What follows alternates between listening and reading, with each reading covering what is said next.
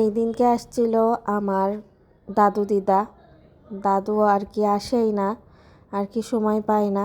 আর অনেক দিন পরেই তারা ঢাকা থেকে এসেছে তার নাতি বাড়িতে। এই যে আমার বরের সাথে কথা বলছিল, দিদাও কথা বলছিল। এই যে সবাই এসে বসেছে, সবাই কথা বলছে।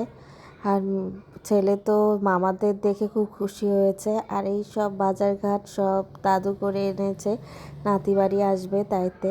এই দুটা কাতলা মাছও এনেছে দাদু। আর এই পিঠা মা আর দিদা মিলে বানিয়েছে। আর এই যে সব আর কি দাদুই এনেছে।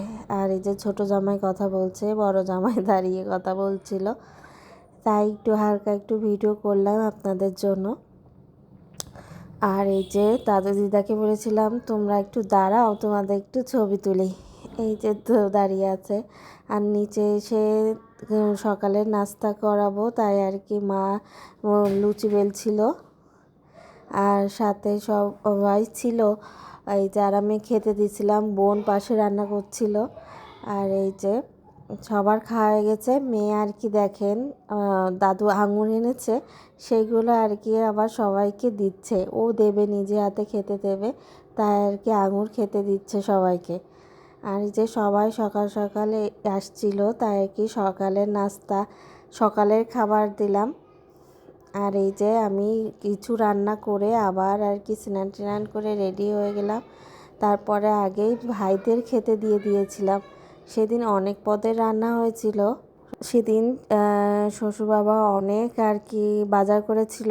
আর মূলত দাদু আর কি ইঁচড় মোচা এগুলো বেশি ভালো খায়, তাই আমরা আর কি এইগুলোই বেশি রান্না করেছি। মাছ মাংস তো আছেই, কিন্তু ইঁচড় মোচা কুটতে যারা কাটে তারাই জানে অনেক কষ্ট হয়। আর ঢাকায়ও সেইভাবে টাটকা পাওয়া যায় না, তাই আর কি হয় না খাওয়া সেইভাবে। তাই ভাবলাম যে দাদু এগুলো ভালো খায়, তাই আর কি ওইগুলোই করা। আর সকালে উঠেই আমি খাসিটা চড়াই দিয়েছিলাম।